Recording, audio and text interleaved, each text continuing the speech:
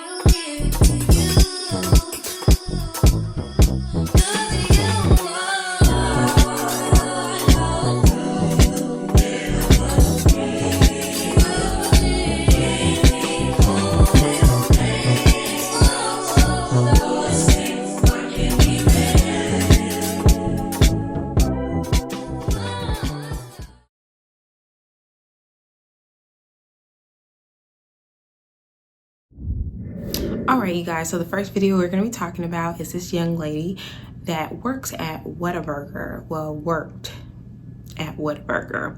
So she's in a bit of trouble, criminal trouble, and I'm going to let you all watch this news clip and then we're going to get back with my commentary. Let's go.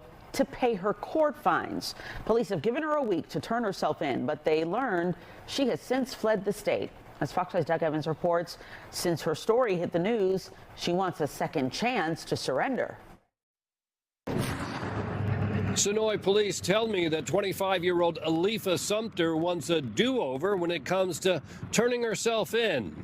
The internet has already dubbed the Whataburger worker one of the dumbest criminals after she allegedly used stolen credit card information from a drive-through customer to pay her own court fines. Police say back in January, Sumter was working the drive-thru at this Noonan Whataburger. A customer reported to Sonoy police that his credit card information was used to pay $400 in fines at the Coweta County State Court Probation Office. Investigators say they simply searched whose fines got paid. They say it was Sumter, and her info revealed she worked at Whataburger. They asked the victim if he'd been to the burger joint. They say he said yes, he had, and he later picked her out of a lineup. Coweta County took out a warrant for probation violation. Sonoy police took out felony warrants for identity theft and credit card fraud. Keep in mind, Sumter's probation was just for misdemeanor pot possession, so things have escalated significantly. Authorities gave her until Friday to turn herself in, but they say she didn't. On Monday, they learned she'd skipped the state.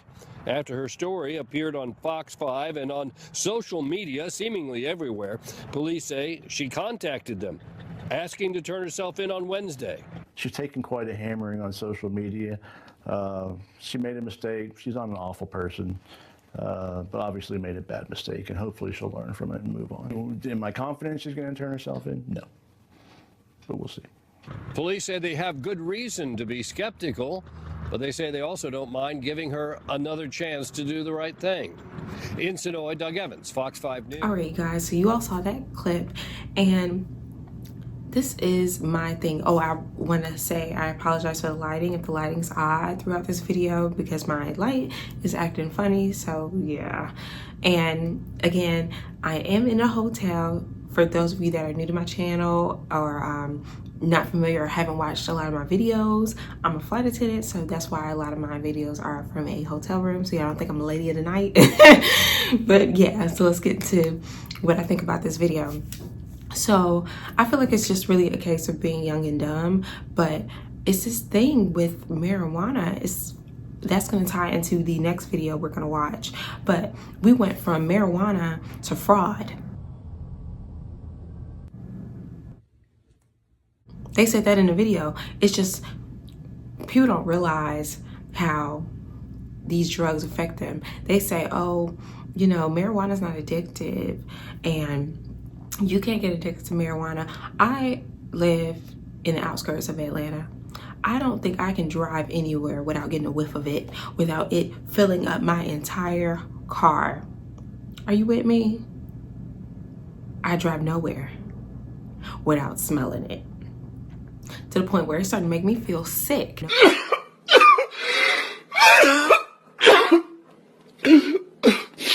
Like, it'd be that much in my car. And I'm not saying you can't indulge or whatever the case may be. I can't, even for work. But when it gets to the point where you're getting in trouble, it's affecting your livelihood, you got to put a stop to it. You got to put a stop to it. And with her, she seems like a sweet girl, not the sharpest tool in the shed, but she seems like a sweet girl. Even how the guy was talking about her in the news clip seemed like, you know, he knew she was trying to do better, didn't have too much faith in her, but it seemed like he genuinely knew that she was trying to do better. And, you know, she didn't want these problems. She didn't want this smoke. But like I say all the time, your actions have consequences. And now you're affecting somebody else's life because you have probation to pay and all that type of court fees or whatever the case may be. The people that you're stealing from, they have livelihoods too. They have bills to pay too. That's why I don't like the scamming epidemic. Atlanta is known for home of the scammers. They got the new machines. If I can find a clip, the video of it, where they show you how they'll give these little swipe machines to these drive-through workers, and they just swipe your card and hand it back to you all willy-nilly like they did nothing wrong. And now your information is being shot to some young hood dude that's about to run amok in Linux. Right here, this is the Bluetooth one I got, but I couldn't bring it on the plane with me, so. How much does this cost? Can't be no more than like 100. And how much does this major? It's like over 500K. So if someone says they're a certified dumper, this is what they're talking about. They could either be the person getting the dumps with the skimmer, or they could be the person writing them up using them. Say like I know somebody working at McDonald's, right? I'll give them a skimmer and they work through the drive-through. You say somebody's buying something right now, right? They'll pay, right? And then my person will quickly go like this, swiping on the from my end, and that's when I get all the info. End of the day, I have like a list of like 20 of them. I'm about to wipe this one empty. I'm about to write up a dump on it for y'all. Is the FBI looking into you? Because how are you not in federal prison at this point? I know what I'm doing. You got a VPN, a proxy server, RDP. And the way someone stops this is by hitting lock on their bank account, right? Yeah. So as far as scamming goes, are you feel like you're NBA level scammer? Oh, I'm like LeBron of the scamming and Michael Jordan combined. Does your mother know you're a scammer? Nah, I tell her I do crypto. All right, so now I got the numbers plugged in. I'm about to run this through. So now I just wrote somebody else's info on here. How much money is on that card? This one got about like a $600 balance. Wherever y'all went, we gotta go get everything for free real quick. Okay, on your dime. I don't like mess like that. You robbing regular everyday people to fund your lifestyle. These people have character flaws. And then you see on reality TV clips on Instagram how these women is like, I want to date a scammer, I want to do this, I want to do that. These people have character flaws. You think you're safe? Nobody's safe. Nobody's safe. I mean, who's safe? Where do you think she even thought, or that thought came to her mind? This stuff don't come up out of nowhere. It doesn't. She didn't just think, you know, I gotta pay this, or, you know, I'm gonna take a picture of their cars and stuff like this. She's heard it before, she's seen it before, or she's been around that mess for it to come across her mind like, oh, this is what I'm gonna do. It's not right. That's why I use those mobile apps and all that jazz now, because y'all ain't touching my cards. Y'all not touching my cards. Y'all, like, this is not like a case of Robin Hood. You robbing corporations and things of that nature. People that, you know, the big dog, which is still not right. You know, I'm not trying to justify it, but it's still not right. But you're robbing everyday people just like you, that's going to work, that has bills, they have kids and families that they're trying to provide for, and you're taking from them. And back to what I was saying with women that want to date people like this, it's just like, when you can't use any card in your wallet other than maybe Cash App, then you're going to know how it feels for these everyday people that are going through issues like this. Now, I'm sure people don't see the big picture of things, and they be blind to the fact that they're hurting someone else. But it's just like, all I got to say is you're selfish. People selfish. And I'm sure this young girl will learn from her ways, young women will learn from her ways and all that jazz. But y'all have to think about somebody other than yourselves when y'all doing these things. And it don't make any sense because you do it and ship it to your house. Like, people can't just look, shipping address. It didn't make any sense. Wise up. That's why I believe it. They say these marijuana kills blood cells, kills these brain cells. I believe it. Because y'all know. Some y'all are functional, you can't even tell. But others, I'm talking to y'all and I know y'all smoke. I know it. Because y'all, you act slow, move slow, and I'm country, okay? That's not country slow. Where we just chill, we're cool, we go with the flow of things. No. That's a different type of slow. Like, and y'all know what I'm talking about. I don't care. Sue me. But it's a different type of slow. Let's get to the next video. All right, you guys, so this video is about this daycare worker. This is actually in Cobb County, Kennesaw to be exact, in my neck of the woods. Oh, girl. And I'm not gonna talk too much about it. I'm gonna let you all watch the clip and then we'll get into my commentary. Let's go. 24-year-old daycare worker is out on bond after investigators say a toddler ate a potential THC product straight out of her pocket. Zarena Fusia is charged with reckless conduct and second-degree child cruelty. Police say she was working at the Laugh and Learn daycare on Cobb Parkway in Kennesaw at the time of the incident. The 20-month-old girl was hospitalized for unusual lethargy, and tests later revealed THC in her system. All right, you guys, so you all saw that clip, and another case of the THC tangent. The THC target, okay? They targeting people. I'm telling you, marijuana has a rope around you guys' neck. Got you all by the chokehold, okay? She then got so comfortable doing drugs at work that she putting it in her pocket. She like gummies in the pocket, okay? Lintenol, popping them, holding y'all babies.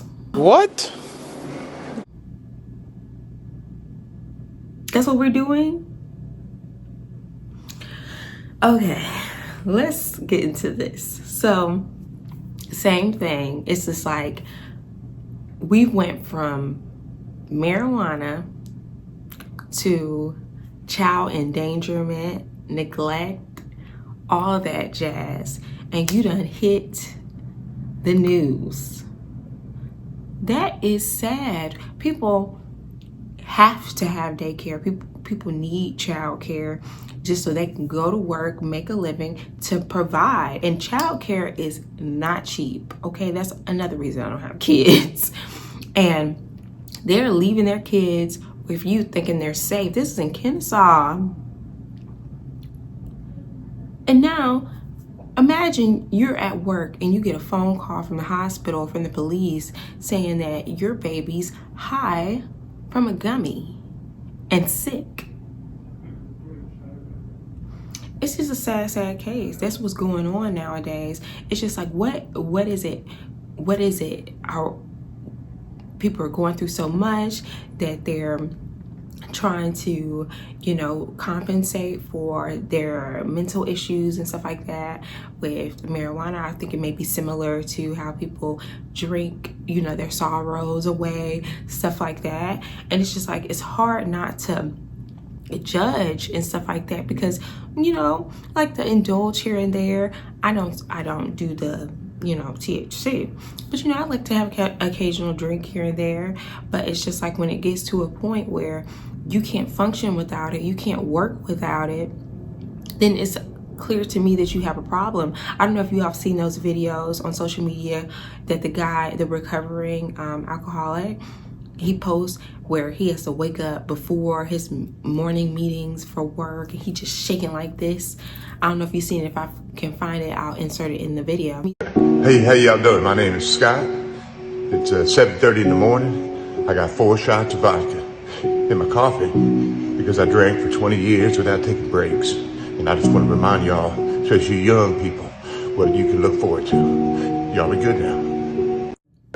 But how he has to function day by day because of this. It's like you may be going through so much, but it's just never the answer. It's never the answer. You have to know your limits. You want your little occasional sip of wine at the end of the night or whatever the case may be, you know, say okay, but learn your boundaries. You need to learn your limits. Otherwise, it's going to get normalized for you. It's going to be like, well, you know, just take the edge off. You're going to start making excuses for it. And then next thing you know, you're in this situation. It's a sad, sad case, but that's how it goes. Life is short. Time is precious. And I think we live day by day thinking, okay, we have another day. We can do this, we do that. We're young and all that. But fail to realize how the decisions we make in our 20s can drastically affect our life in our 30s, 40s, 50s, 60s. Like, you have this on your record. How is that going to affect your job search after this? Because yeah, now you have this long gap that you have to explain when you're at your next job interview and they're asking you, okay, so why haven't you worked? Even if they don't run background checks. You know how hard it is for felons and whatnot to get jobs? And this is my thing. Next time you're sitting at a job interview and they're like, okay, you have this long gap here in your job history, so why weren't you working? Oh, well, I had this little run-in with the law, and yeah, for child endangerment, child neglect, but you know, things change. I'm fine now. You know, like, who's gonna want to hire you? I wouldn't.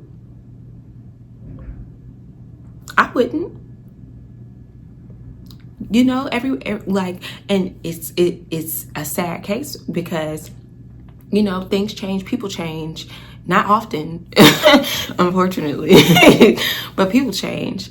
And she could very well turn her life around. A lot of people do that in jail. People get out of jail with degrees, they write books, all that jazz. But it's hard for people to change their outlook on you. These things leave scars on you.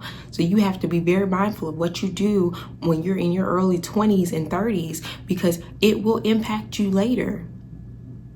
Make your name, your legacy, how you carry yourself, how you dress, how people see you, a priority. Stop going out the house looking a mess. Stop going out the house talking crazy, looking crazy, acting crazy.